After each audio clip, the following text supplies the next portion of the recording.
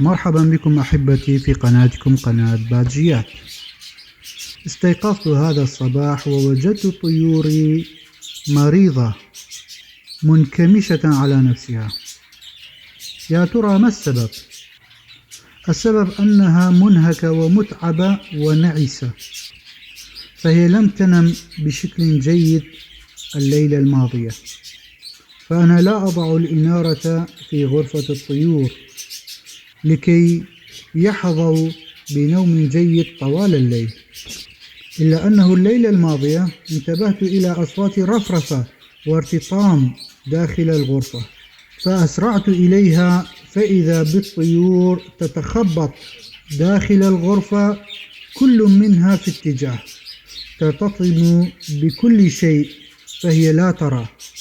فأسرعت بوضع الإنارة، فوضعت شمعة، لكن الشمعة كانت قوية، فظنت الطيور أن الصباح قد حل، وهذا ما لا أريده. فقمت بوضع هذا المصباح ووجهته إلى تلك الزاوية لكي ينعكس بعض من نورها إلى الغرفة، فترى الطيور طريقها ولا يعتبرون أن الصباح قد حل. في اعتقادي الإنارة القوية ليلا ترهق الطيور، فتجدهم في الصباح نعسى ونائمين وتحسبهم مرضى. والإنارة الخفيفة الباهتة هي الأفضل، فهي لا تجعلهم مستيقظين ليلا، وتساعدهم لكي يروا طريقهم إذا خافوا أو فزعوا.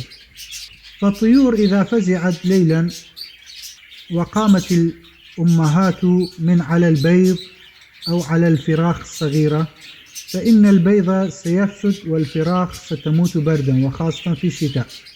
وهذا أمر غير صار، أو أمر فظيع بالنسبة للمربي الذي يترقب إنتاج طيوره. هذا رأيي، فما رأيك أنت عزيزي المشاهد؟ اترك رأيك في تعليق لنتناقش معا. عزيزي المشاهد، اشترك في القناة ليصلك جميع التحديثات. شكرا لكم، مع السلامة.